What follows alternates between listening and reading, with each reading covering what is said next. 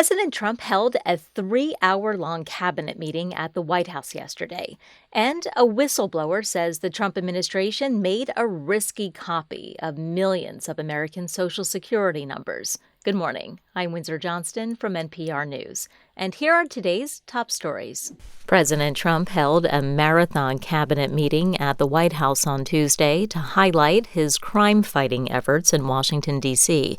NPR's Tamara Keith reports that Trump also received plenty of praise from his top officials. Trump boasted that bringing in thousands of National Guard troops and federal agents has made the nation's capital safe, and said he wants any murders committed in the district to be punished by the death penalty.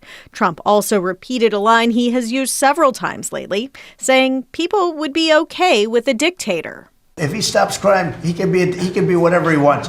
I'm not a dictator, by the way, but he can be whatever he wants. I think it's going to be a big subject for the midterms, and I think the Republicans are going to do really well. This set a record as Trump's longest event ever. Tamara Keith, NPR News, the White House. The Trump administration has made a risky copy of millions of American Social Security numbers. That's according to a new whistleblower complaint. NPR's Jeff Brumfield reports the copy was made even though red flags were raised. The Social Security Administration's chief data officer says Trump appointees copied the agency's entire numerical identification system database to a private cloud environment. The database contains Social Security numbers of over 300 million Americans, along with other details including place of birth and parents' names. Andrea Meza is an attorney with the nonprofit Government Accountability Project, which represents the whistleblower. It's a lot of really personal data on millions and millions of Americans. Cybersecurity staff within the Social Security Administration warned the move was high risk, but the copy was made anyway. The agency says the copy is in a place, quote, walled off from the internet. Jeff Brumfield, NPR News, Washington. The Danish foreign minister is calling on the top American diplomat in Copenhagen to explain reports of a secret U.S. influence campaign aimed at stirring up divisions between the Danish government and Greenland. Terry Schultz reports.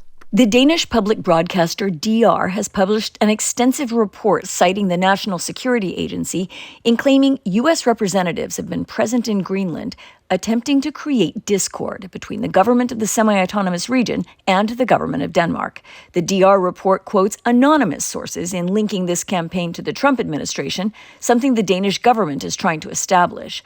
Foreign Minister Lars Løkke Rasmussen says he was not surprised by the reports, but is demanding an explanation from U.S. officials. Der skulle være en officiel to the extent that there would be official participation in sanctioning or otherwise a hand in what could be termed influence campaigns, he told Danish media, that is contrary to all international rules.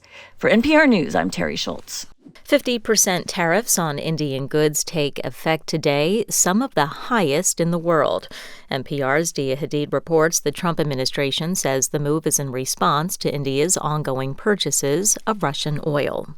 The tariffs signal a stunning collapse in relations after decades of bipartisan policy to strengthen India to counter a muscular China.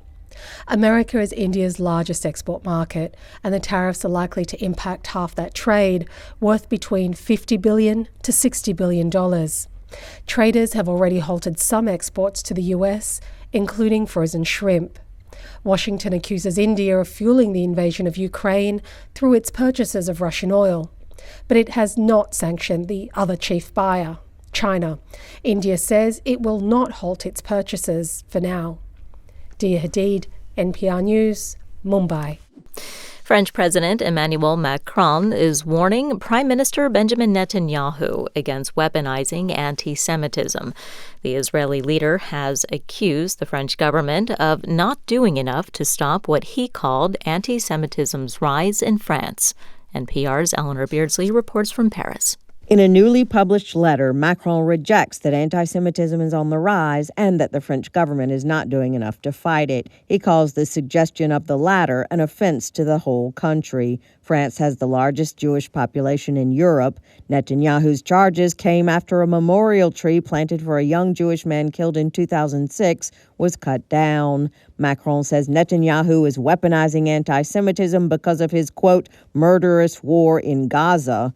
Netanyahu has also expressed anger over Macron's promise to recognize Palestinian statehood, claiming that, too, fuels anti-Semitism. Eleanor Beardsley, NPR News, Paris.